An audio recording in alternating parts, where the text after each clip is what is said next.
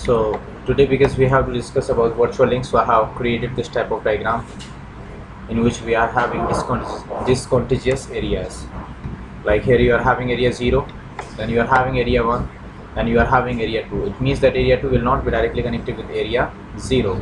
And if area 2 is not directly connected with area 0, it means that area 2 is not gonna to communicate with any other area here in this diagram. But if you really want to establish communication between those, between area 2 and area 1 or area 0 as well, then you have to configure here virtual link, as I discussed a lot of things in previous class. Do you remember? I didn't configure virtual link, but I discussed a lot of things with you, right? Like we can also solve this problem by using GRE tunnel, or we can also solve this problem by performing ray distribution, right? So we have to use all of them. We have to use all methods to solve this problem. Can you hear me properly? Okay, so let's start it from R1 itself. So say router Ospfpart1, router ID 1.1.1, and then because on all interfaces of this device we are going to enable area 0. So you will see that area 0 will get enabled on all interfaces of this device. Now you can move on R2, and on R2 router Ospfpart1, router ID is 2.2.2, and see here on its S1 by 0, I'll be enabling area 0. On its loopback 1 also it will be area 0, and then on its S1 by 1 it will be area 1. So in this way I have enabled OSPF here as per requirement, as per this diagram. Then we can also move on R3. On R3 you know very well that yes, router ID is going to be 3.3.3, and then you will see that all interfaces of this router are in area 1 only. So network 000, 245, 245, 245, and area will be 1. So you will see that now on all interfaces of R3 area 1 will be enabled, and now you can see that R3 has formed neighborship with R2. Then you do one thing, move on R4, and then on R4 router Ospfpart1 router ID is like 4.4.4. interface serial 1 by 0, IP Ospfpart1 area is what? 1. Then interface loopback 1 will also be in area 1, but interface S1 by 2 will be in area it will be in area 2. So IP Ospf interface brief, you can see that okay, we are having this diagram here. We have enabled Ospf in this manner. I think loopback is not there. Okay, interface loopback 1, IP Ospf1 area is 1. Show IP Ospf interface brief, check it out.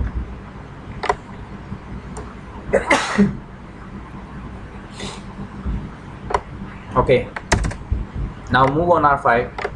You know very well that on R5 router Ospfpart1 router ID is going to be 5.5.5 network 000, and it will be using area 2. Then finally we can move on R6. On R6 also all interfaces will be in area 2. That's it. Have you understood it now? Have you understood it now completely? Fine. So previously, already I have taught you that in case if ABR is not there and you are receiving type 5 LSS in any area, it means that you will not be able to install them in your router's routing table, because if advertising ID is not reachable from your area, then definitely your routers are not going, your routers will never install them inside their routing table. So this time if I perform any redistribution on R1, of course it will generate type 5 LSS. It will give to area 0, area 1 as well as area 2, but all routers in area 2 will not be, it will not be possible for all devices of area 2 to install them inside their routing table. Have you understood it or not? Tell me. So we have proved it, all these things we have already proved. Now it is not necessary for us to perform this practical, right? But let me tell you one thing here. Here now it is mandatory for us to have an ABR for area 2 as well, right? Because if there is no ABR for area 2, like you can move on R6, and on R6 you can see show IP OSP border router. There is no ABR available. Show IP route, you can see that how many routes are there. See, it is receiving only and only intra area routes, not inter area. Have you understood it now? It is receiving only and only intra area. Whereas if you move on R1 and if you check routing table of R1, then you will receive intra area as well as inter area. Only those inter area prefixes which belongs to area 1 only, because only and only area 1 is directly connected with the backbone area, right? So this time if you configure this command here, show IP OSPF border router on R1, you can see that R2 is working as an ABR.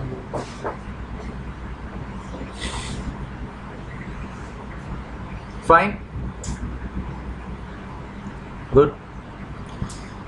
So now question is that how we can establish connectivity in between area 2 and other areas. First of all, I will achieve it by performing redistribution. First of all, I will achieve this task by performing redistribution. So let's do one thing. Let's move on R4, and from R4 remove your process first of all, and then say router OSPF1. Router ID is what? 4.4.4. Interface S1 by 0. IP OSPF1. Area is what? 1. Then on its loopback as well we can enable area 1. Then we can run another process 2. Router ID is 40.40.40.40, and then you can move on S1 by 1, and then you can say IPv2 area is also 2. So it will form neighborship with R5 as well. So IPv4 neighbor, because you know very well in OSPF it is not mandatory to match their process IDs, but it is mandatory to match their area IDs. So this time you can see show IP route, it is receiving all routes whether it belongs to area 0 or area 1 or area, I mean to say it is receiving intra area as well as inter area as well as inter area prefixes both. So here you can see 60s prefix, here also you can find 10s network as well. So everything, I mean all networks are there, all prefixes are available in the routing table of R4, because now all prefixes are available in the routing table of R4. So now we can perform redistribution, because here we are running two different processes. So you do one thing, say router OSPF1, say redistribute OSPF2, and then say subnet. Then say router OSPF2 redistribute OSPF1 and then say subnet. This time you must be able to see all prefixes available on R1. Let me show you. 60 prefix is coming, right? Even you can see show IP OSPF border router. Now R4 is working as an ASBR, and we are getting this information here in the form of type 4 LSA, because for area 0 we are having an ABR here. Hey guys, just try it now. And for area 0 we are having an ABR. R2 is working as an ABR for area 0 as well as area 1. So of course in area 1 there will not be any requirement of generating type 4 LSA, because ASBR is existing in same area. So if ASBR is existing in same area, then will it be required to generate type 4 LSA? No. Of course no. So because ASBR, which is R4, is available in area 1, that is why inside the database of area 1 you will never get type 4 LSA, but whenever these type 5 LSAs will get enter into area 0, then exactly. So you do one thing, I mean, because now you are on R1, and even you can see that ASBR is not in our area. See, if this is capital I, it means ASBR is not in our area. I mean, capital I means inter area and small I means intra area. And if it is showing you ABR as I small I, it means this ABR is existing in same area. Have you understood it now? So now the thing is, we have received 60 prefixes. Even you can move on R6 as well. On R6 also you can see show IP route. So all routes are available over here. And if you configure this command show IP OSP border routers, you see 4040 is there as an ASBR, but small I is there because ASBR is also existing in area 2. Have you understood it now completely? So you can also solve this problem with using redistribution, but I'm not going to perform this redistribution anymore. I'm not going to solve this type of problem by using redistribution, right? Because if you are performing redistribution and then after you will see that your prefixes will go as external prefixes, and if your prefixes are going as external prefixes in OSPF, then there will be so many changes. right? So how, I mean, now if you wanna see all those changes right here, you can see that they are going as E1, E2, something. I mean, your external routes can be like E1 routes. Your routes can also be E2 routes, right? So we have to discuss the differences in between E1 and E2. I mean, in all these types of routes available, external routes available in OSPF. So I will be discussing all of them. I mean, all those differences with the U, but for now that's enough, right? So you do one thing more, move on again, R4, say no router OSPF 1, and then say no router OSPF 2 as well. So that it will take neighborship, and now there is no protocol running on this router, right? Do show IP OSPF database, there is nothing in its database table. Once again, say router OSPF 1, router ID is 4.4.4, interface serial 1 by 0, IP OSPF 1, area is what? 1, loopback 1 will also be in area 1. Now interface serial 1 by 1, area will be 2. So once again it will form neighborship, but the thing is, now again prefixes cannot move from one area to another area, because this time again area 2 is not directly connected with backbone area. So it is really mandatory that your regular area must be directly connected with backbone area. But how can we achieve it in this case? By using GRE tunnel. Then after I'll go for virtual link, right? So first of all, I will also solve this problem by using GRE tunnel over here, right? So I'm gonna to perform this GRE tunnel. I know very well that R4's loopback, which is 40.1.1.1, is reachable from R2, is not it? Hello? Yes. Only this area 1 is creating problem. Due to this area 1 only, area 2 is thinking that it is not directly connected with area 0. You understand what I mean to say? But here you know very well that we can configure tunnel interface. I mean, R2 and R4 are reachable to each other, is not it? From R2 you can reach R4, and from R4 you can reach R2 very easily. It means that over area 1, over entire area 1, you can configure a tunnel, is not it? So do one thing, move on R2. As you can see here that it is receiving R4's network here, 40's network. So yeah, it is there, right? So you do one thing, create one tunnel interface, and on tunnel interface, let's say tunnel is 1, IP address I'm gonna to allocate 191.168.1.1 here, and then after I will say tunnel source is what? My loopback 1, and tunnel destination is what? 40.1.1.1. You will see that tunnel interface will come up now automatically, is not it? Now do one thing, move on R4, interface tunnel 1. Hey, you are not required to specify your tunnel mode as GRE over IP, because by default its tunnel mode is what? GRE over IP. So now allocate your IP address as 1.2 here on R4 from the same subnet. Tunnel source is loopback 1, then tunnel destination is what? Now line protocol of this tunnel interface will come up, right? So line protocol of this tunnel interface have came up now, and now you can do one more thing here, because now you have not advertised these tunnel interfaces into any area. Hey, you have not enabled OSPF onto tunnel interfaces yet. As you can see, show IP OSPF interface brief.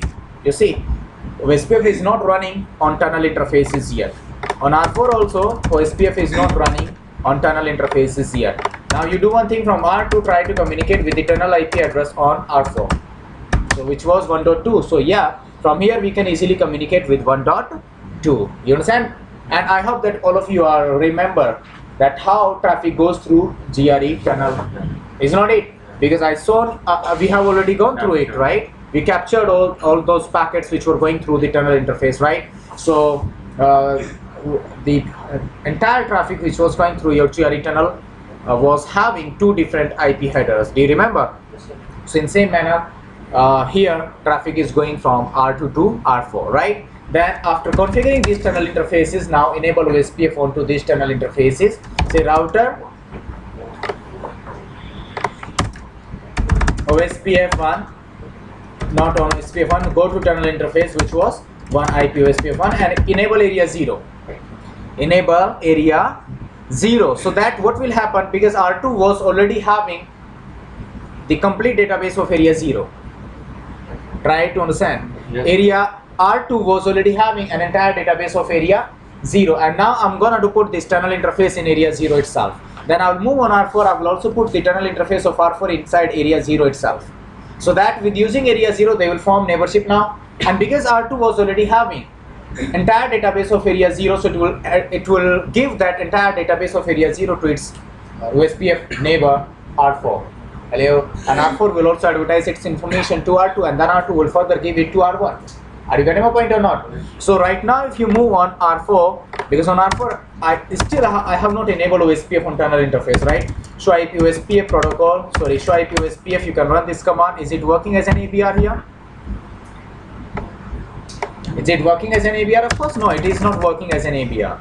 Now you do one thing. Move on R2, and I have enabled area 0 here on this tunnel interface at R2. Then let's move on R4 and enable OSPF area 0 on its tunnel interface as well. So go to interface tunnel 1, say IP OSPF 1, area is what? 0. Now you will see that R4 will form neighborship with R2. You see, it has formed a neighborship with R2. Show IP OSPF neighbor. Let me show you that it is having neighborship with 2222 as well with using tunnel interface, right? So now because now we have put at least one interface in area 0 of R4. That is why it will become now ABR, and also it will be having entire database of area 0 as well.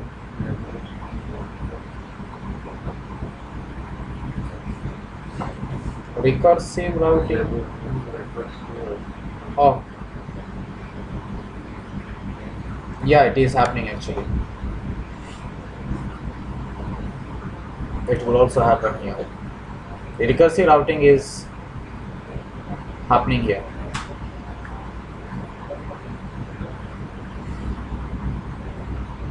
Because via area 0 it will also advertise its 40s network.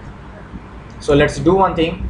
The loopback of R2, let's advertise it into area 1 itself, so that R4 will start to preferred only intra-area prefix. Hey guys, try to understand. R2 is advertising the loopback of itself in area 0 itself. So do one thing, and now because with using this loopback, they are reachable with each other. They are reachable with each other, and again it is receiving the same prefix on which tunnel is configured via tunnel. So it is performing recursive lookup. That's the problem. That's why tunnel interface is flapping. See, recursive routing. Let me show you here on R2 that on its loopback 1 I'll enable IP OSPF area 1 itself, not area 0. Now there should not be any problem.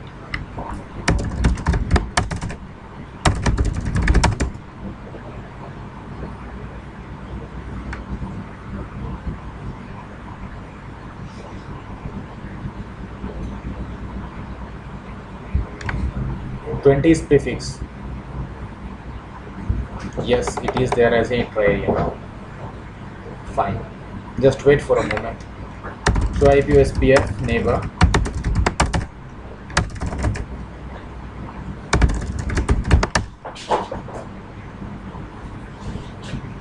You see, show IP OSPF neighbor.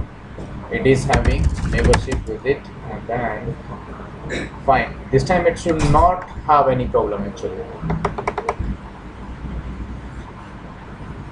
This time it should not have any problem. Previously it was having problem due to recursive routing.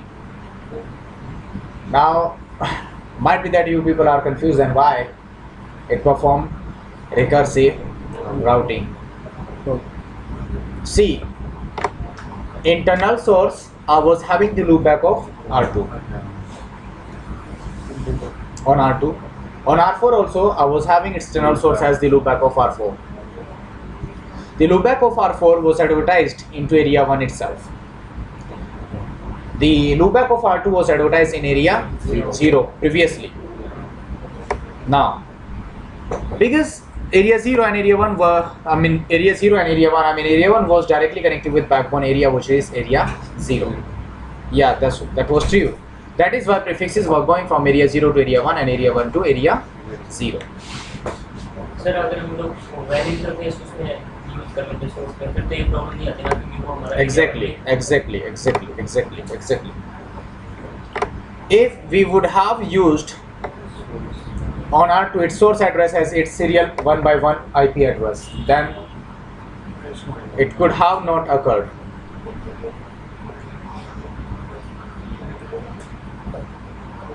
Are you getting my problem? I mean my issue here. See, the problem is like previously, because the loopback of R2 was advertised into area 0. Now what happened? Internal source I took its own IP address, its own loopback interface, right? It was reachable from R4 as a inter area. Try to understand. It was reachable from R4 as a inter area because we advertised the loopback of R2 into area 0, so it was moving on R4 but as a inter area prefix. Inter area prefix. Now what I did, I configured Ospfpart neighborship with using tunnel interface, right? So with using area 0, so now R2 transferred its whole database of area 0 to R4 now. Now R4 received the router LSA of R2 via tunnel interface, and it received the loopback of R2 as intra area. And you know very well that intra area is always preferred over inter area. So now via tunnel interface itself, it received that route for which was configured as tunnel destination and tunnel source. Are you getting my point? Yeah. See, tunnel source and tunnel destination must not be learnt via tunnel. Okay. Hello. Tunnel source and tunnel destination must not be learnt via tunnel interface itself. And if those routes are coming through tunnel interface as well, which were configured as tunnel source and tunnel destination, then it will be known as recursive routing. And if recursive routing occurs, it means your tunnel interfaces will be disabled. It means tunnel interfaces will be disabled. Are you okay with this? Yes. Fine. Yes. But tunnel पे तो source circuit define कर रहे हैं तो दोनों एक ही area पे होना चाहिए. It's not mandatory. I just changed the area. It's not that it must be in same area because they were performing recursive lookup. Sorry, not recursive lookup. I said recursive routing. And in tunneling, in GRE tunnel, if recursive routing occurs, then your tunnel will get disabled. Why are you not trying to understand? Okay, you are going to your home, right? And you board train. You are on the train, right? And if train is on you, then what will happen? Why are you not trying to understand this concept? See, tunnel is running. This tunnel interface is running on with using the loopback of R2 and with using the loopback of R4. Now, via tunnel itself, you have learned the loopback of R2. Why are you not trying to understand it? See, you are going in a bus. You are going in a bus, but if bus is on you, so that's called recursive routing actually.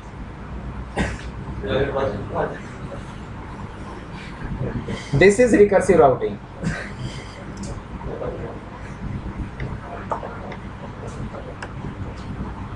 So you will be disabled, in same manner tunnel will also get disabled. But again it got enabled and never. Yeah, because if tunnel got disabled, then it will stop to learn. Okay. Yeah. Sourcing.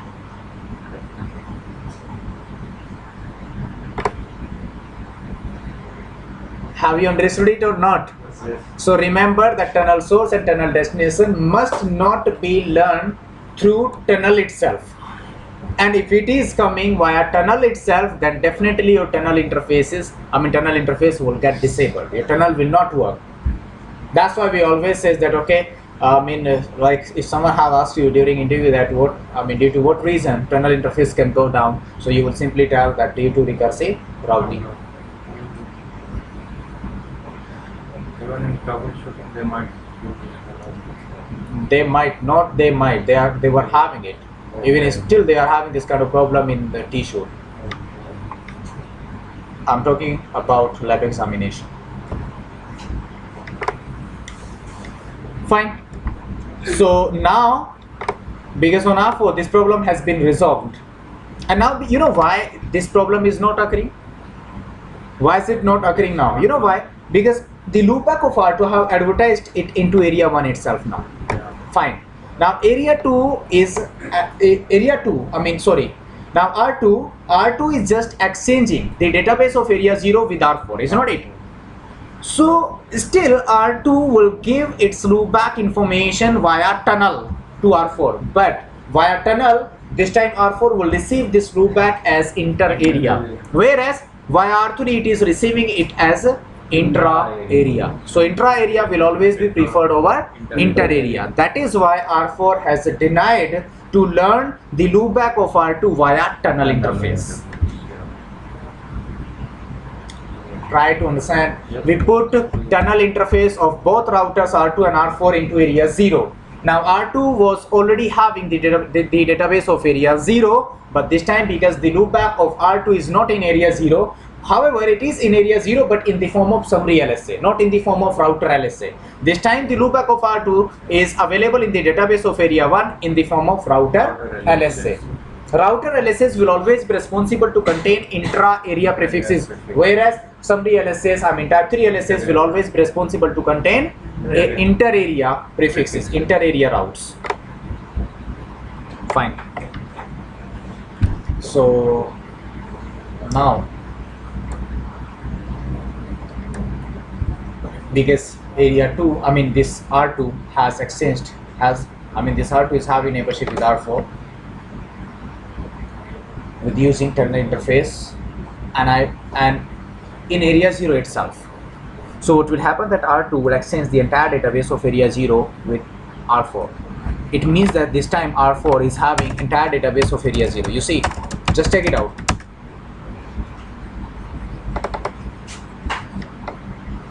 How many routers are participating now in area 0? R1, R2 and R4. So that is why here you are having 3 router LSAs in area 0 itself. Then after, you are also having summary LSAs available in area 0. And now because here this time you are having 2 ABRs, R2 and that is why summary LSAs have been generated by R2 as well as R4. And you see, now it is also handling data of area 1 as well as of area 2. So how many routers were there in area 2? 3, 4, 5 and 6. But here you can see that summary LSAs have been generated by R4 only, because for area 2 here we are having only one ABR, which is R4. So you can do one thing, you can move on R6, and on R6 also you can run this command show IP OSP border router now. So you can see 444 is working as an ABR. And there is no problem now. Show IP route, you can see that all routes are available over there as inter area. So from here you can ping with 10.1.1.1, which is available on R1.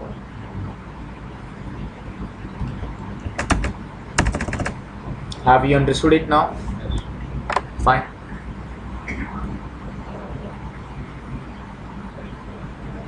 Any problem?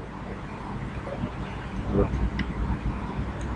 So this is that how can we solve this problem by using GRE tunnel. Now let's do one more thing. Let's move again back on R4 and say no router OSPF 1. On R2 also say no interface tunnel 1. I removed it now. And then let's move back again on R4. Say router OSPF1, router ID is what? 4.4.4, interface serial 1 by 0, IP OSPF1, area is going to be 1, interface loopback 1 will also be in area 1, and interface serial 1 by 1, area will be 2. Show IP OSPF interface brief.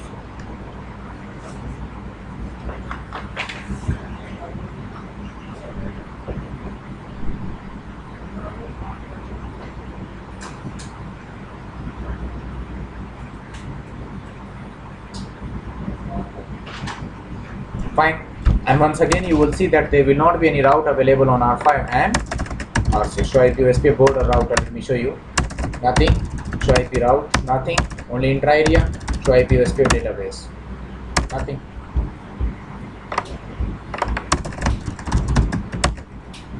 Nothing. Gone. This time we are going to use here virtually. I'll solve this problem by configuring virtually. Fine. Let's move on R3. Check database table of R3. It is handling or it is having database of area 1 only. Check it out. Is not it? It is having database of area 1. These are 3. Then move on R4. R4 is also having the database of area 1 and area 2 only. Check it out. It is having database of area 1 and database of area 2. Is there any summary LSA for area 2? Why? Because it does not have any ABR for area 2. So if you do not have any ABR for any specific area, then you will never find summary LSAs in that area. So this time there is no ABR for area 2. That is why there is no summary LSA available for area 2, and that is why you cannot find any summary LSA in the database table of area 2. Any problem? Fine.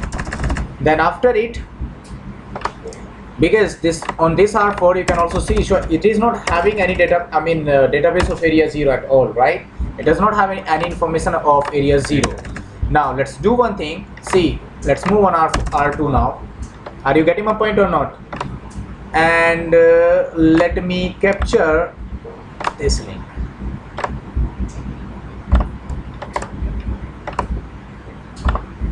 I've captured this link. See, I'll configure virtual link on R2 only. When we configure virtual link, what is the command? Area 1 virtual link with whom? The router ID. And this time you do not have that router ID available in your routing table. Do you have? Because I have not configured these router IDs on any interface here. But still you will say that area 1 virtual link with whom? How will it be possible to send hello packets to a router ID? However, this router ID is not available inside its routing table. So how? See what will happen. Let me tell you. Once you will configure this command, area 1 virtual link with 44444. After configuring this command, this router will regenerate its own router LSA. That I am the endpoint of virtual link. I am the endpoint of virtual link. Let me show you.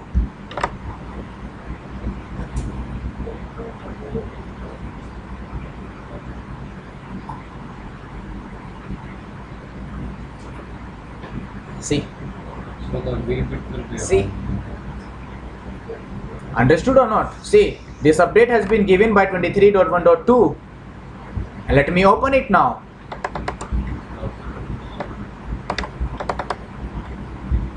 LS update. This is summary LSA. Forget about it. Open next one. Oh, still it is summary LSA.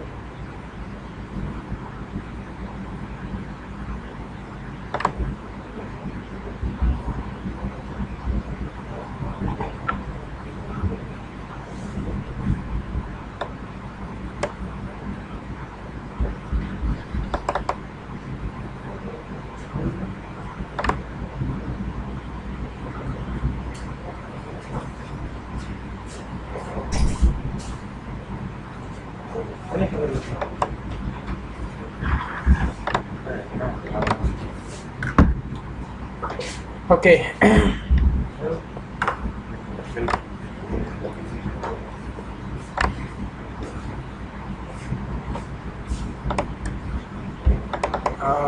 This is also giving some update here.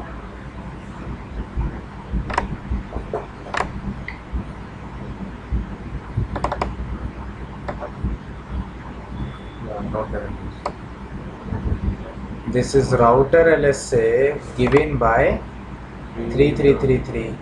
Okay. Forget about it.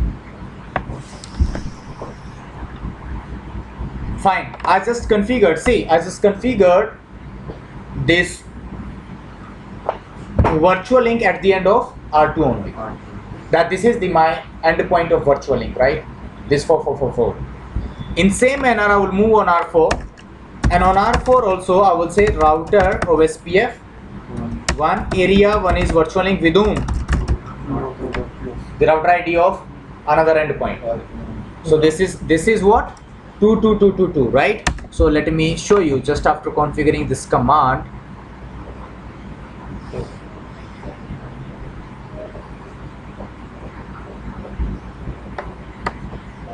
Now it have stopped to capture your packet due to more traffic. See, just after configuring command on R4, R4 generated one unicast hello packet.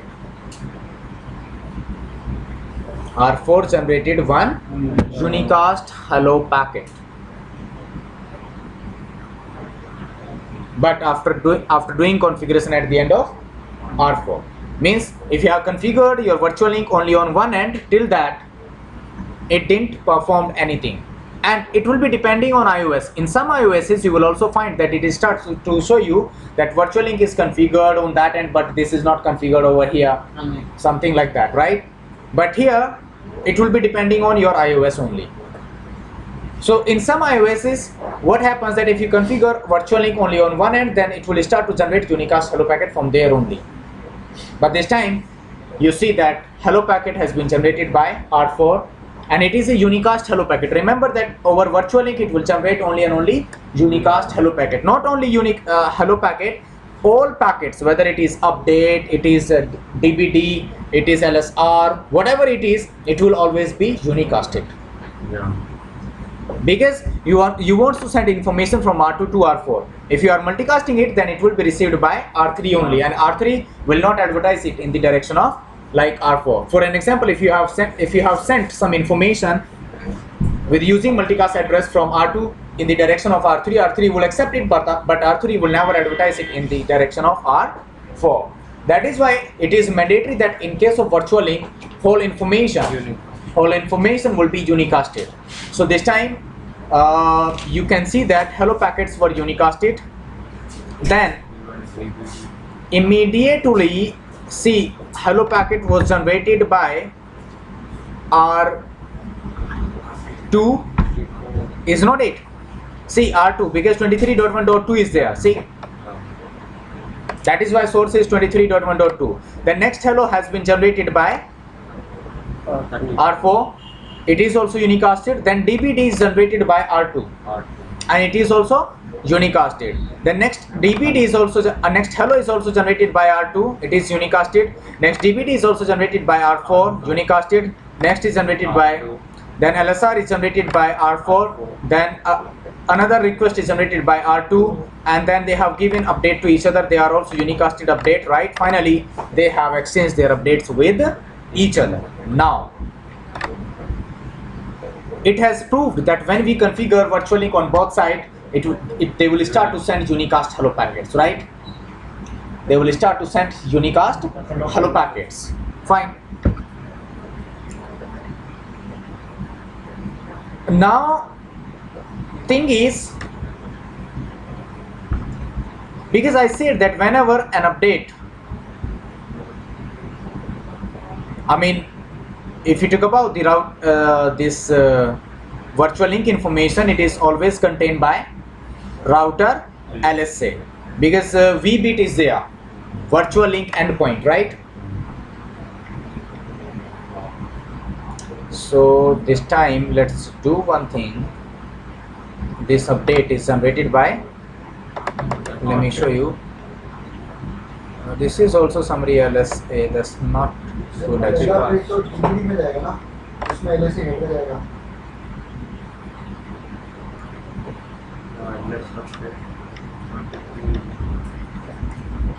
Wait.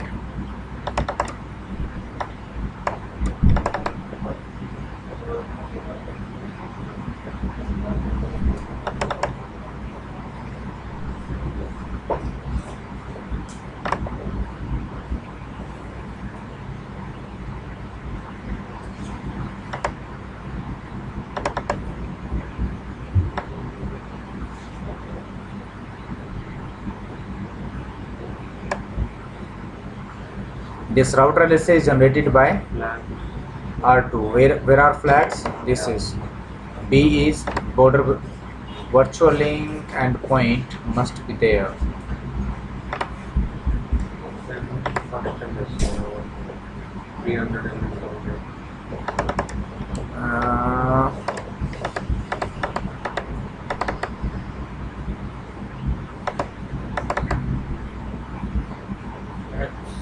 Only B bit is there. Actually, the problem is that it didn't capture the router LSA. Okay, let's do one thing. Say on R3, say clear IP SPF. Also.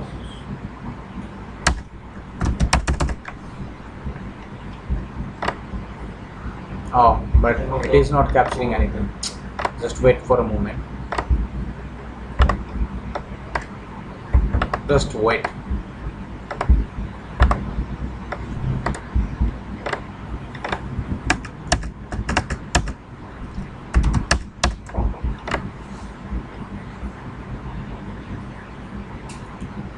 Fine. Guys, try to see it now. Update is there. And I'm gonna stop it now.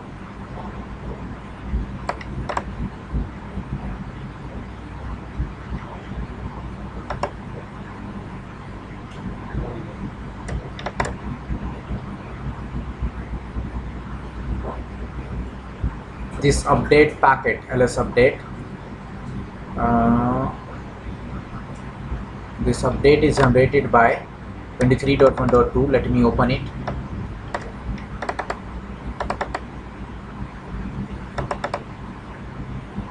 Router LSA generated by 2222. Multicast. This inside multicast itself you will get that actually. Wait.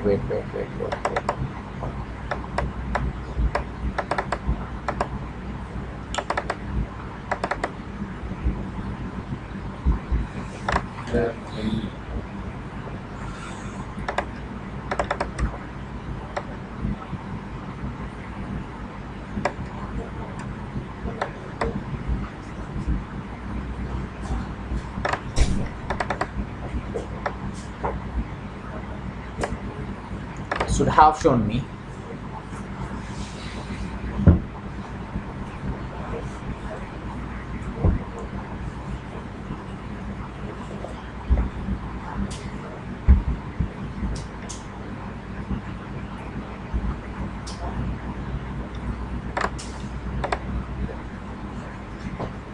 Source is 23.1.2.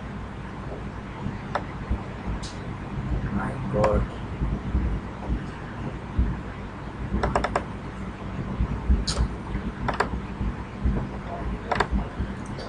It is not showing me that V bit, but it should have shown me. See, you will not find that V bit inside those LSs which are going through virtual link. No.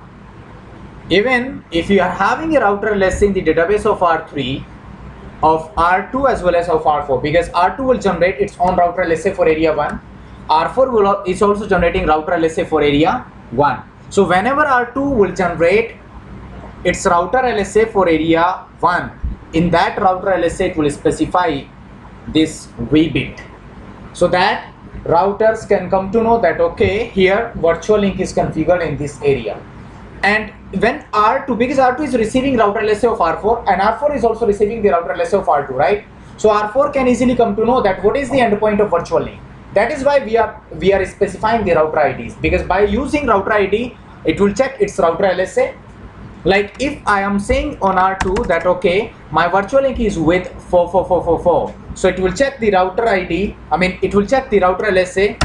Let's move on R2 and let's check its database, so IP OSPF database. So it will check the database table of area 1, and inside area 1, inside the database table of area 1, it will check that is there any 4444. So yeah, it is. Yes, it is, right? In same manner, you configured it on R4. On R4 also, after configuring virtual link, it will check the database, because you configured virtual link inside area 1 with 2222. Show IP OSPF database. So it will check the database table of area 1, and then it will see that is there any 222. So yes, it is.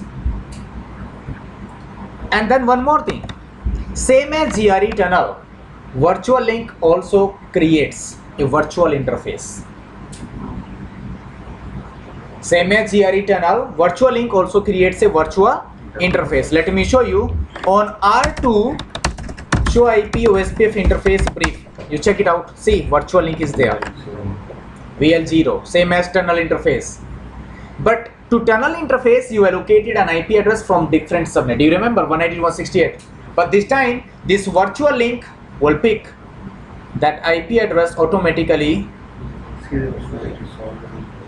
Don't say that it will pick the IP address of serial interface, outgoing interface. It will pick outgoing interface address as its own IP address. See, OSPF will also allocate an IP address to your virtual link as well.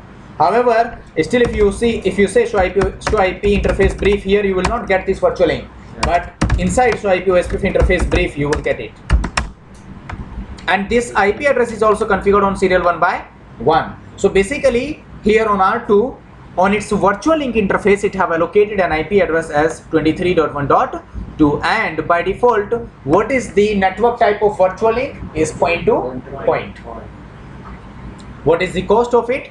128. Hello. Now, if you check, let me show you. Show IP OSPF neighbor. Let me show you that it is having neighborship with 4.4.4 from R2. It is having neighborship with 4.4.4. This is the router ID. This is the neighbor's router ID, but the actual IP address for which we are having neighborship is 34.1.1.4.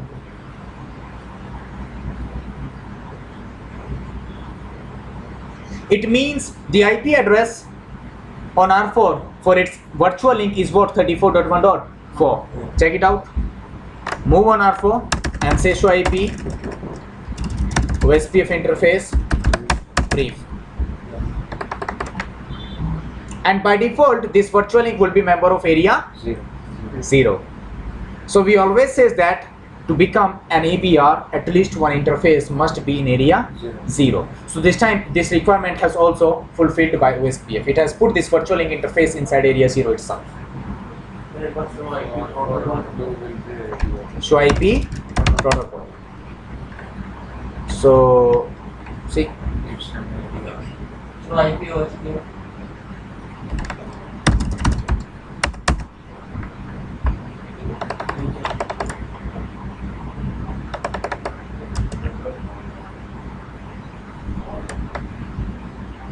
It's not it.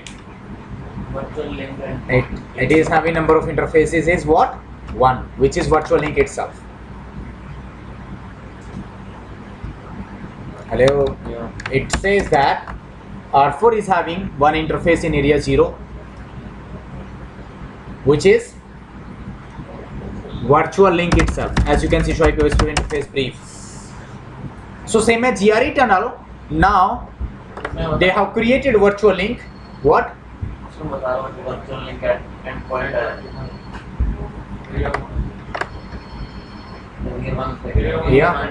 Yeah, of course, it must have this information. This area has transit capability, virtual link, endpoint. But the thing is, like, it should have this flag on in its router LSA as well for area 1. Like here, in the database table of R3, show IP OSPF database, still it is having database of area 1 only. See, because this R3 is participating in area 1 only. Hello, this R3 is participating in area 1 only. That is why it is having database of area 1. So in its database table, you are having router LSA generated by R2 as well as router LSA generated by R4, and because it is having router LSA generated by R4 as well as R2, so inside those two router LSAs you must get that V bit, so that it can also come to know that, okay, as you can run this command here, show IP OSPF,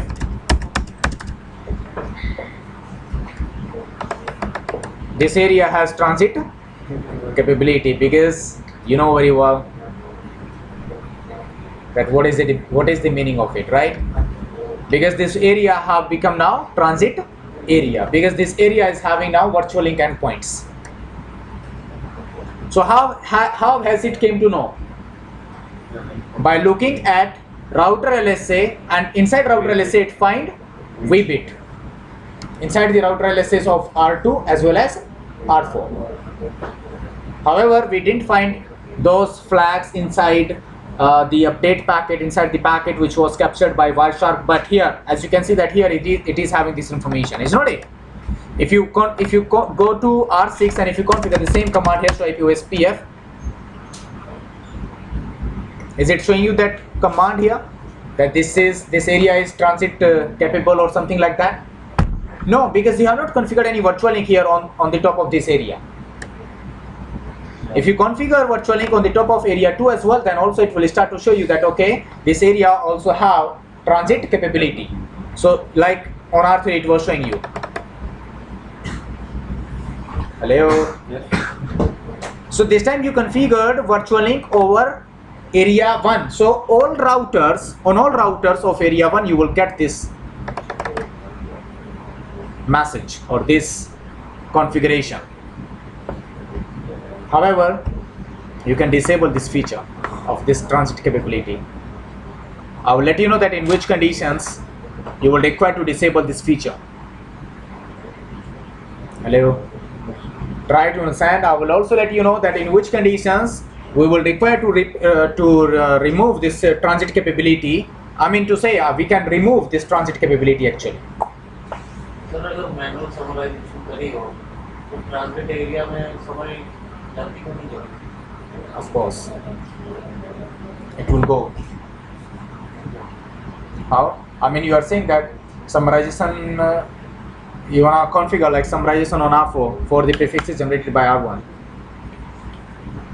R2 पे या R2 पे summary configure हुआ. Don't worry, I will show you. तो We will perform summarization as well. चलता नहीं हो. जाएगा. जाएगा. कॉन्फ़िगर करके देखा. Are you okay with it? So this area have become now transit area. That's cool. Now thing is like on R2, guys try to understand. R2 started to send unicast hello packets 434.1.1.4. How R2 came to know that okay it has to transmit hello packet to the 34.1.1.4, or how R4 came to know, like R4 generated first hello packet, unicast hello packet, and destination IP was 23.1.2. Do you remember? Yes.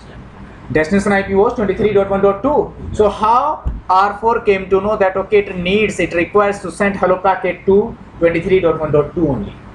See, by looking at database table. So IP Ospfpart database router LSA generated by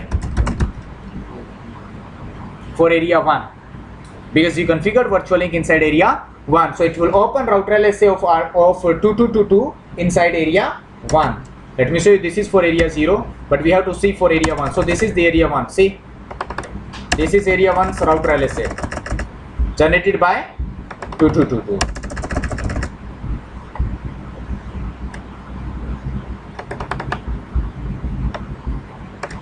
It came to know that this device is having this IP address which is participating in area 1 itself.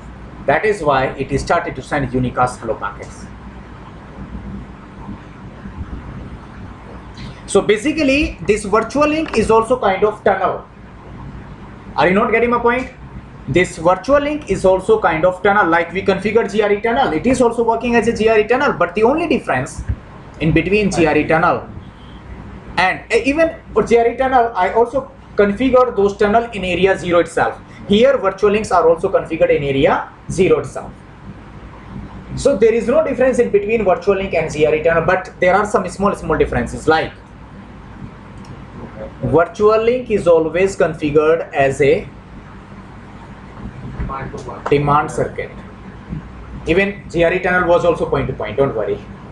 I mean network type of GRE tunnel was also point to point, same as virtual link. Like in virtual link its network type is by default like point to point. Fine. Now Remember that virtual link will always be configured as a demand circuit. Even I can show you on R4, show IP OSPF interface. See, show IP OSPF interface. First of all, it is showing you virtual link. Line protocol is up. It means this is virtually created. This virtual interface is existing here. Network type is what? Here it is showing you virtual link, and cost is what? 128. And state is what? Point to point. And it is configured as a demand circuit, and it is running as a demand circuit. This is the main difference in between GRE tunnel and virtual link.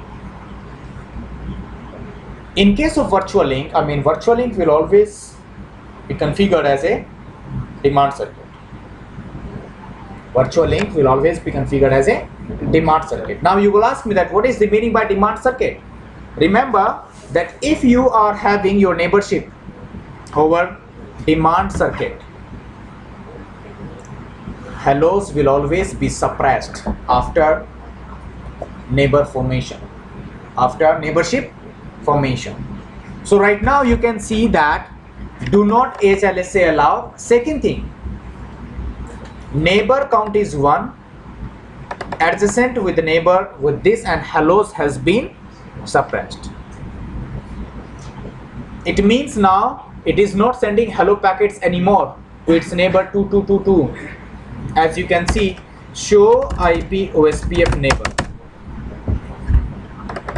Try to understand it. There is no dead interval available. You know why? Why dead interval is not there?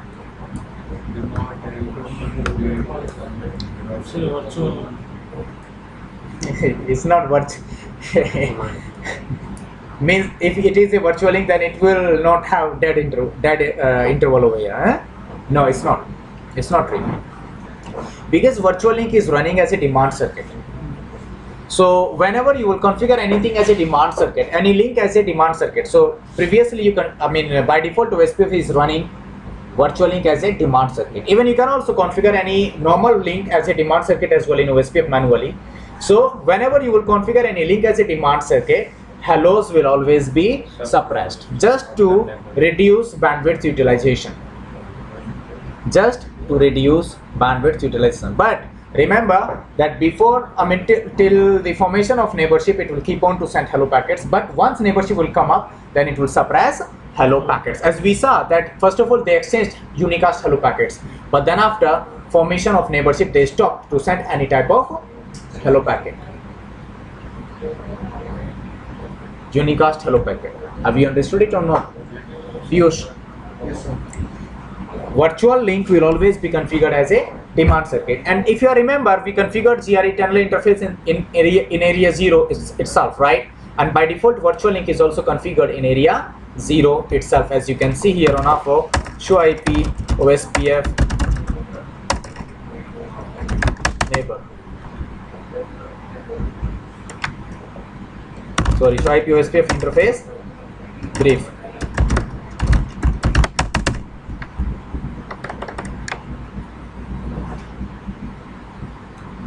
So now what happened that R2 and R4 have formed neighborship in area 0, and because R2 was already having complete database of area 0, and now R2 formed a neighborship with R4, so R2 is gonna to hand over that entire database of area 0 to R4.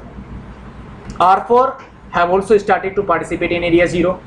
It means R4 will also generate its own router LSA for area 0. It will also give it to R2. So this time there are 3 routers who are participating in area 0, and all of them, now all of them will generate router LSA for area 0.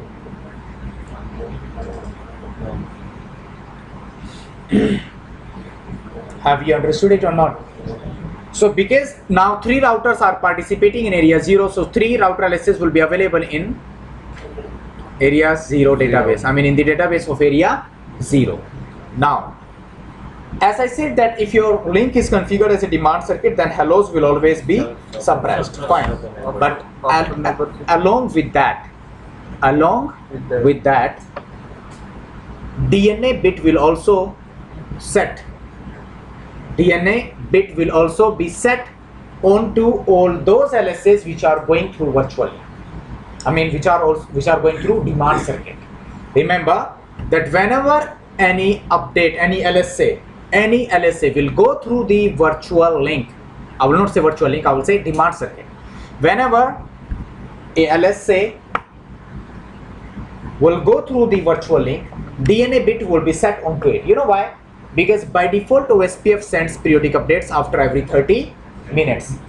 So if you have configured virtual link over area 1, so in case, let's say that again it is required to retransmit your updates after, or you to refresh your LSS just after every 30 minutes periodically, right? So in that case, might be the bandwidth utilization of area 1 will be higher.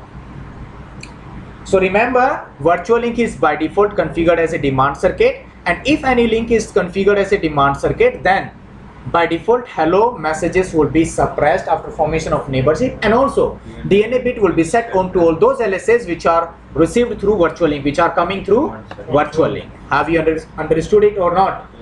So that in future it will not be required to retransmit or refresh your LSAs after every 30 minutes periodically. Tell me. So now, because R4 will receive some router LSAs coming from R2 via virtual link, and also some summary LSAs. So you do one thing, move on R4 and check its database now. Show IPOSP database of area 0 itself. DNA bit will be set onto those LSAs only which are participating, which are in area 0 only, which are coming via virtual link, and via virtual link only area 0's database will get transferred. Hello? Yeah. Because virtual link is configured inside area 0 itself, right? So this time you can see that how many router LSAs are available inside area 0? 3. 1, 2 and 4. Because 4 is generated by itself, it is not received via virtual link. That is why there is no DNA bit set onto the router LSA of R4. But the router LSA of R1 and R2 is received via virtual link. That is why DNA bit set onto that. And its timer will never get expired. It will always remain as 178 and 1 only. Wait. Just wait. Right? So this time DNA bit has been set onto them. Now, it received some summary LSAs as well from R2. You see? And DNA bit is set onto that. Because if R2 has generated any summary LSA for area 0, it means they will come through virtual link. That is why DNA bit is set onto them. This 23s, 30s, 34s network, 40s prefix as well.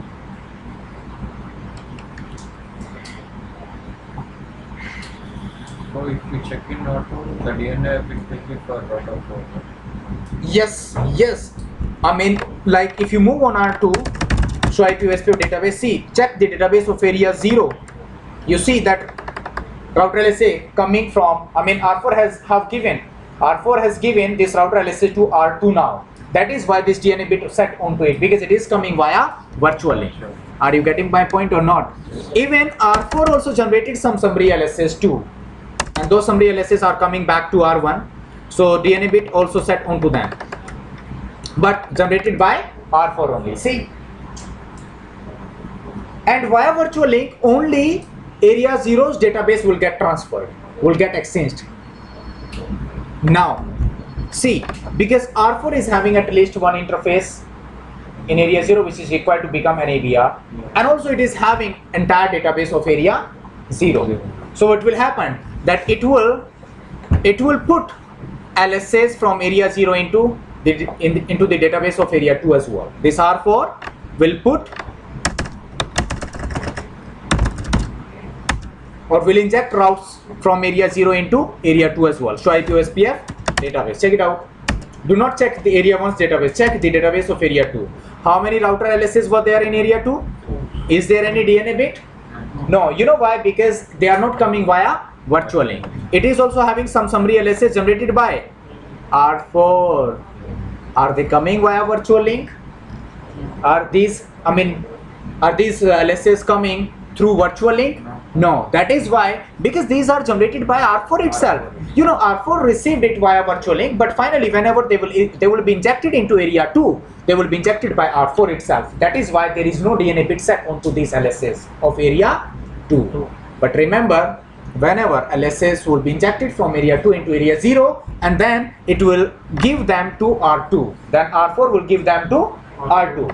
So in that case, on R2 inside the area 0's database, you will see that 60's prefix is coming generated by R4 and DNA bit is set onto it.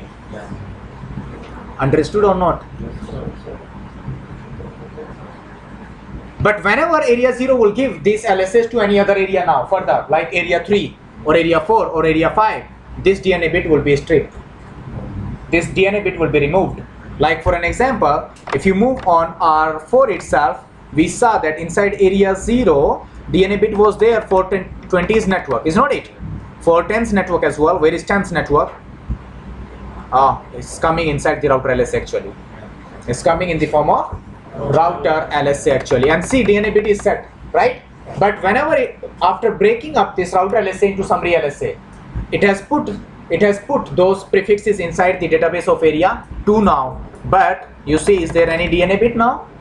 No, because whenever this time will get expired, it will be expired on R5, it will be expired on R6. So R5 and R6 will ask to R4 only to refresh these LSAs, not to R2. Yeah. Because R5 and R6, I mean area 2 is getting these prefixes from R4 itself. Yeah. So whenever they will ask for refreshment, they will ask for refreshing LSAs, regenerating those LSAs. That request will not go through the virtual link. That request will come to R4 only, and R4 will refresh it by itself. That is why DNA bit is not there. When LSAs are going from one area to another area. Remember that DNA bit in virtual link, right? In virtual link, DNA bit will be set onto the database, onto the LSAs of area 0 only.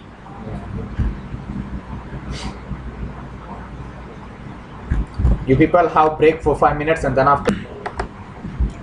As we have seen that R4 is having database of area, of area 0, of area 1 as well as area 2. So there is no problem at all. You can see that R5 is having all prefixes available now, right?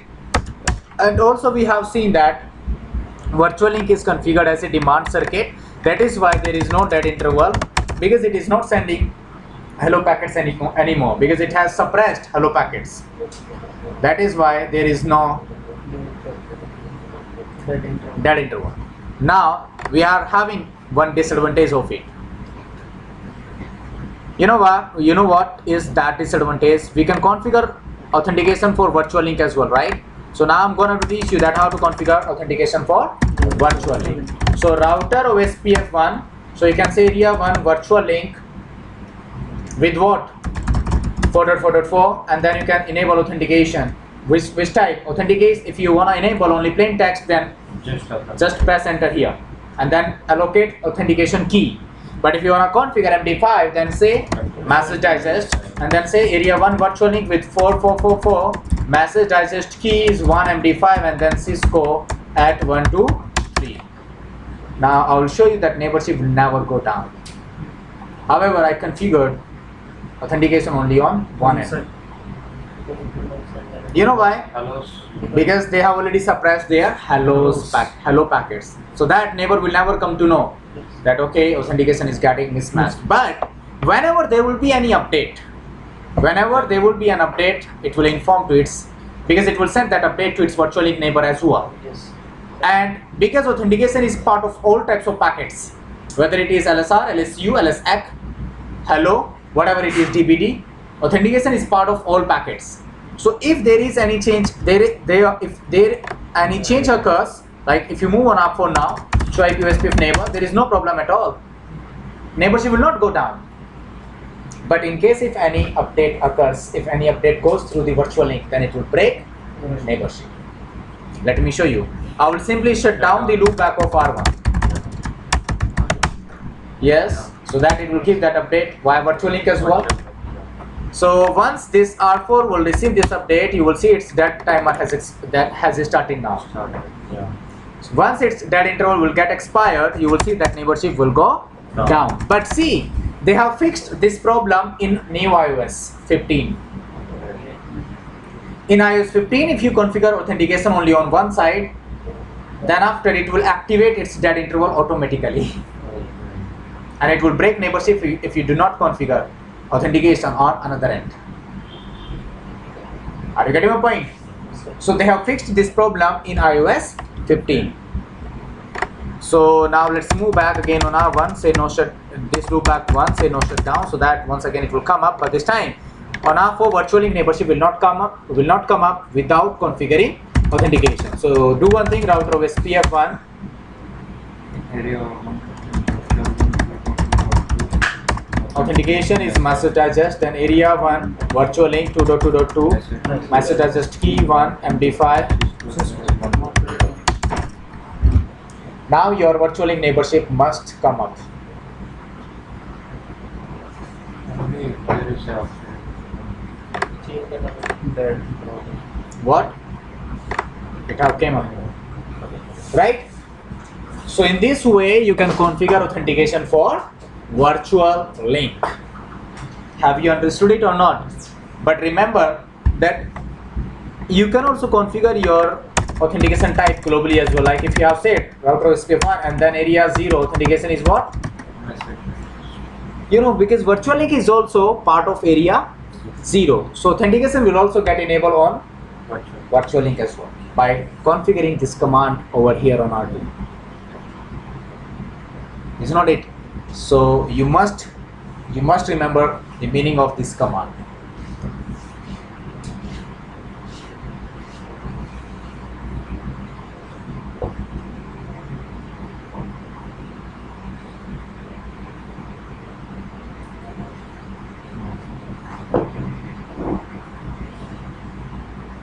Are you comfortable with it, Uskin?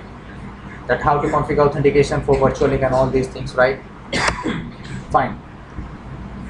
Apart from it, for virtual link, you can also configure some other things as well, like area 1 virtual link with 4.4.4 hello interval. By default, it is 10 seconds. That interval is by default 40 seconds. You can change it from here. In same manner, that interval. In same manner, you can configure these commands, these all commands, hello interval, dead interval, authentication key, message digest, retransmit interval, transmit, delay. All these things can be configured for virtual link neighbors as well. Fine. So in this way, you can change its timers.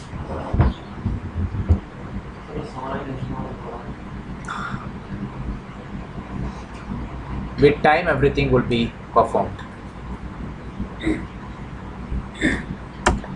Right, so in this way, virtual link will be configured. Even in iOS 15, you can also configure TTL security in virtual link. In iOS 15, you can also configure TTL security in virtual link. Like I know very well that my virtual link neighbor is just 2 hop away from R2. And on R4 also, we know very well that my virtual link neighbor is just 2 hop away. So I will configure my TTL as 2. That if packets are coming after crossing only 2 hops, then only accept them. If packets are coming after crossing more than 2 hops, then do not accept them, because anyone can spoof your packet. Any other device can try to form virtual link neighborship with your device. I mean, attackers can try to form virtual link neighborship. So for security reasons, they have added this new feature in iOS 15. So that you can configure TTL security in virtual link. And the command will be very simple. Like on R2, you can say that area 1 virtual link with 4.4.4 and then TTL security is like 2 or whatever it is. However, here it is not going to accept this command because this iOS do not support this command, right? 2 is TTL, 2 hops, number of hops. You have to tell that, okay, virtual link neighbor is just 2 hop away from us. So that if TTL is by default 245, so now I must receive packets with TTL value 253. It must receive packets with TTL value 253. If they are coming with TTL value 252, it means someone else have generated these packets. We will not. Sends packet by TTL or TTL is saying that TTL equals to 2 or 3. How? How will it be possible? If it is coming with, if you have configured your TTL security as 2, it means it is mandatory to receive your packet with TTL value at least 253. If it is coming with lower than 253, it will drop all those incoming packets. If it is coming with 254, then it will accept it. If it is coming even with 255 itself, then also it can accept it. But if it is coming with 252, then it cannot accept all those packets. This feature is taken from BGP itself actually. In BGP we were already having this feature TTL security for neighborship, right? So we can try But they this have using- taken it from here. Yeah, we can try this using 7.0. But the thing is, even here also it is not supported. I think so. I'm using 12 point. I mean, I'm having 15.2, but it is in 15.3. Like cryptographic authentication is not supported by 15.2 itself. It will be supported by 15.3, 4, or 15.5. Right? So in this way, you can do all this type of configuration. Fine. So I hope that now all of you have understood the uses of virtual link. That is why I always said that ABR must have very good hardware configuration. See, now R4 is handling the database of area 0, entire database of area 0, entire database of area 1, entire database of area 2. Are you okay with it? Yes. Fine. After it, let's do one thing. Let me tell you fast hello interval in Ospf. Like we can change its timers, but we are also having another option here on R1. Like you can do this configuration as well. Serial 150 IP Ospf dead interval minimal. If you configure this command dead interval minimal, its dead interval will be configured now as 1 second. The meaning by minimal is what? 1 second. Hello. Yeah. The meaning of this command IP Ospf dead interval minimal is what? 1 second. And then you have to tell about your hello multiplier.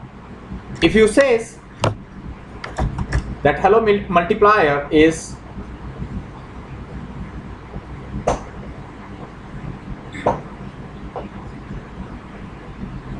5, Okay, within 1 second, you can send 5. right? You see, what is it saying? Number of hellos sent within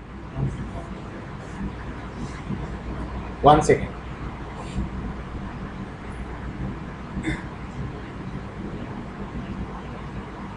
So I have said 5. After configuring this command, you will see that your neighborship will go down because timers will get mismatched. But convergence will be fast, right? Yes. Show IP Ospf neighbor. See, it will break its neighborship, but after some time, you see, it has reached 15 seconds now. 11 seconds, because 11 seconds, 11,000 milliseconds. 9,000, 6,000 means 6 seconds. 3 seconds. Gone. In same manner, you have to move on R2 on its serial 1/0. Say IP Ospf. Hello interval is what? Sorry, dead interval is what? Minimal. Hello multiplier is what? 5 seconds. This time you will see that neighborship will come up.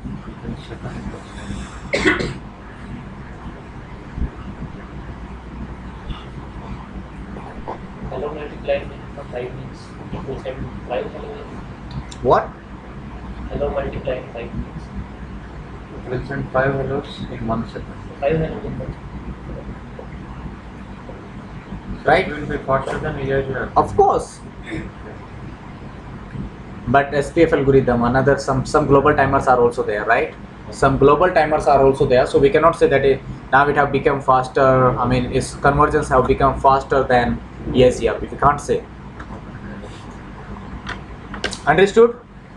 So now I have finished all basic practicals of OSPF, like how to change cost of the interfaces, how to manipulate your auto cost reference bandwidth, how to change your cost per neighbor, how to modify your network types, what are the differences between them, how to define a static neighbor, how to configure virtual link, how does it really work, and even I said that virtual link is configured as a demand circuit. You can also configure a normal interface as a demand circuit as well. Like, let's say I want to configure in between R5 and R6.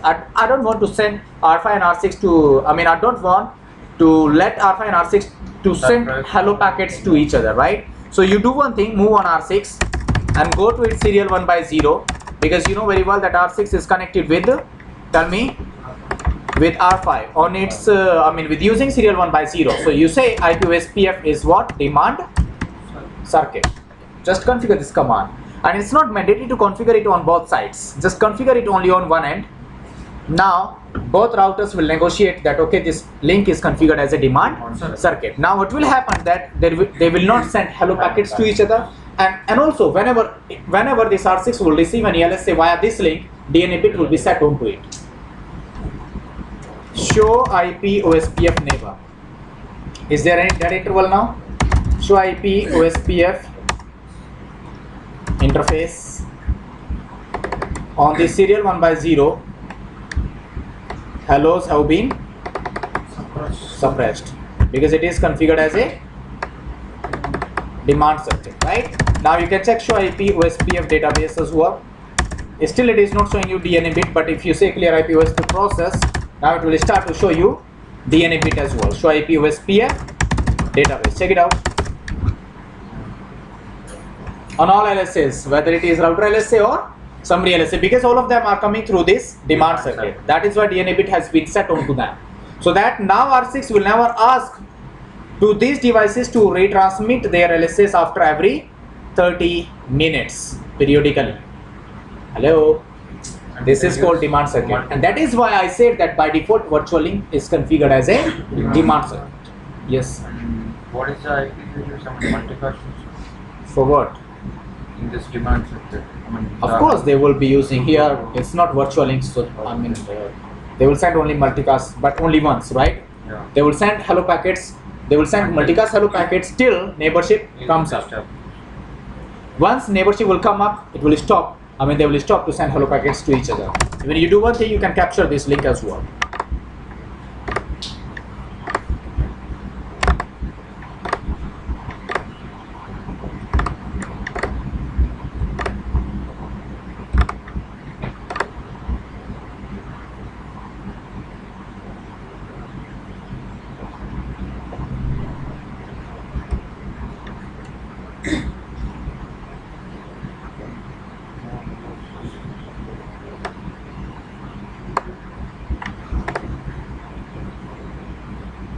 Any problem?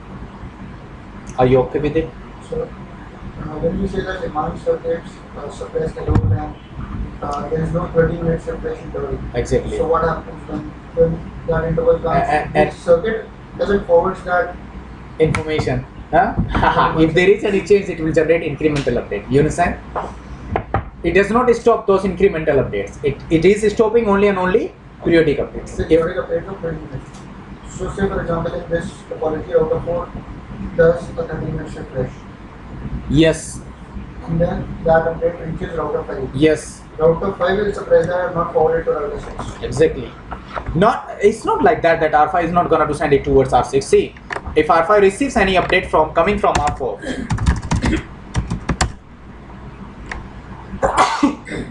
there is no DNA bit except this LSA. So even if this R5 will ask to all these devices to regenerate their LSAs, because these LSAs are not coming through the demand circuit now, because the link in between R4 and R5 is not configured as a demand circuit. So once R5 will receive any update, definitely it will advertise it in the direction of R6. But R6 will never ask to anyone to refresh LSAs after 30 minutes. Okay, so this periodic refresh is like request. Exactly. First of all, you have to generate a request, right?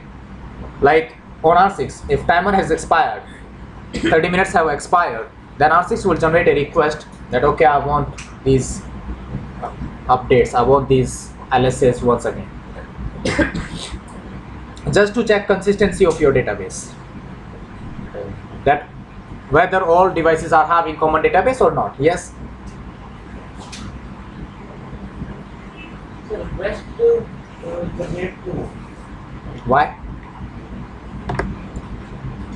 It will not, I mean, the thing is, it will not require to generate a request by a device. You know why? Because timer is same even on that device too, which have generated that LSA itself. So whenever that 30 minutes will get expired, even that source device, source router will regenerate those LSAs after 30 minutes automatically. That is why other devices will not require to generate. तो फिर अगर request phase नहीं होगी तो फिर वो तो अपना रिफ्रेश इंटरवल पे जनरेट करेगा। Exactly. फिर डिमांड सर्किट जहाँ से स्टार्ट हो रहा है वही सप्रेस कर देगा ना, अगर रिक्वेस्ट फेज नहीं होगी। रिक्वेस्ट कहाँ से भेज रहे हो? समझो R6 और R4 का टाइमर। मैं यही कह रहा हूँ कि R6 पे ना अब ये DNA लग गया, तो मतलब ये ऐसे ही रहेगा as it is. It will always keep this as it is. 142 will never get expired. But in case if any change occurs on any other device, it will immediately inform to R6. So this option is widely used, right? I mean, to save One more thing, if R6 is never gonna to ask to any other device to retransmit these updates after 30 minutes. That is also another thing.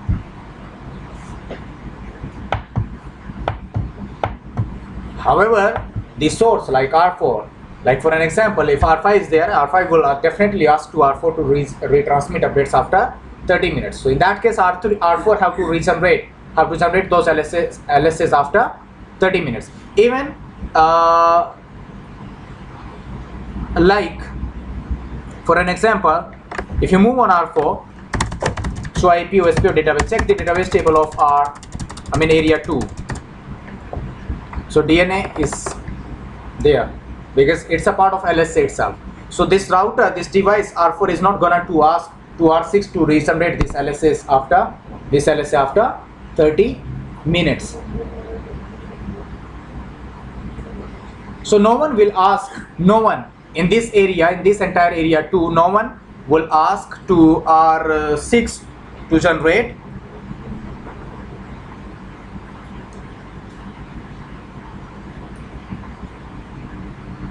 मतलब दोनों side पे configure होगा ना, वो request भी raise नहीं करेगा और वो भेजेगा। exactly. And it is not expected now for this device. See, just try to think in perspective of R4. R4 has received this LSA. Now R4 will not expect from R6 to receive this LSA after 30 minutes once again, because DNA bit is set. Are you getting my point or not? So in case previously what was happening, that if you do not receive LSA information up till 1 hour, it will remove that LSA from its database table. But this time, because DNA bit is set, so that it is not gonna to remove this LSA from its database table. I hope that now you have completely understood it. So if you have received any LSA with the DNA bit, then it will never ask or it will never expect from its advertising router to regenerate those LSAs after every 30 minutes. So I hope that virtual link and this demand circuit is perfect now to all of you. And apart from this demand circuit, we are also having another feature. See, the problem of demand circuit is like if I configure authentication now, they will not break neighborship. I get my point? Means they have also suppressed their hello packets. But what I just want to stop periodic updates of OSPF. I do not want to suppress hello packets. I don't want to suppress hello packets, but I wanna disable periodic updates in OSPF. For that purpose, you are having a feature in OSPF which is known as flood reduction. Flood reduction. You just wanted to reduce flooding of database in OSPF. Periodic flooding, is not it? So if you want to reduce periodic flooding in OSPF, then you can use flood reduction. Let me show you.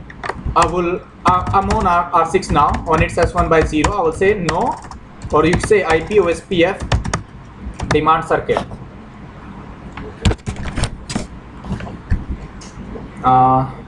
Demand circuit, just remove it, and now you will see that again it will start its dead interval, see, and then there will not be any DNA bit now. Do one thing, say clear IP OSPF process, fine.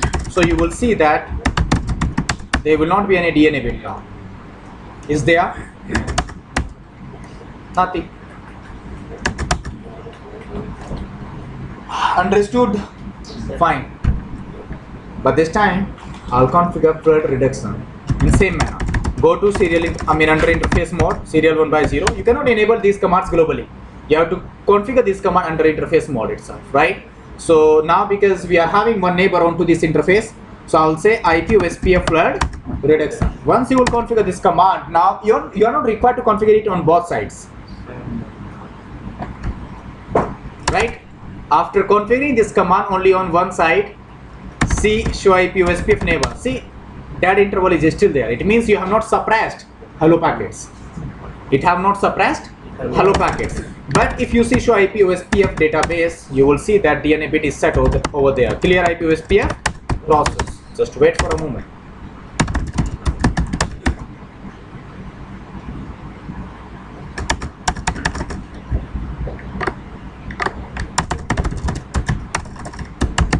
Oh, here you will get that actually, because I just configured flood reduction at the end of R6 only. So whenever R6 will advertise its router LSA towards R5, it will advertise it with DNA bit. So in this case, I have to move on R5 as well. On R5 S1/0, I have to say IP OSPF flood reduction. Once you will configure this command at the end of R5, so whenever R5 will advertise any LSA in the direction of R6, it will add DNA bit onto them. Say clear IP OSPF. Oh, I think I configured it on wrong interface on R5. Configure it on S1/1.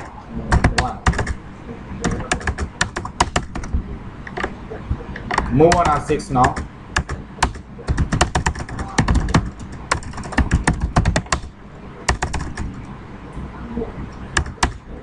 And you see show IP OSPF database.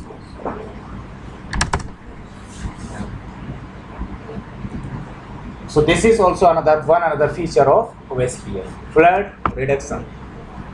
तो बिल्कुल बंद ही हो जाएगा 30 minute में। मैंने कब कहा बिल्कुल बंद हो जाएगा? Its name is itself flood reduction. You are reducing the flooding of OSPF LSAs, because now it will never, these LSAs will never get expired here on R6. Even if they have broken their neighborship, let's say, let me show you.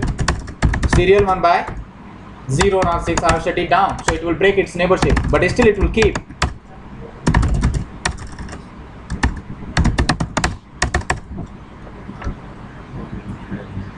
And previously what was happening, that after 60 seconds it was removing all those LSs, but this time it's not gonna to remove them.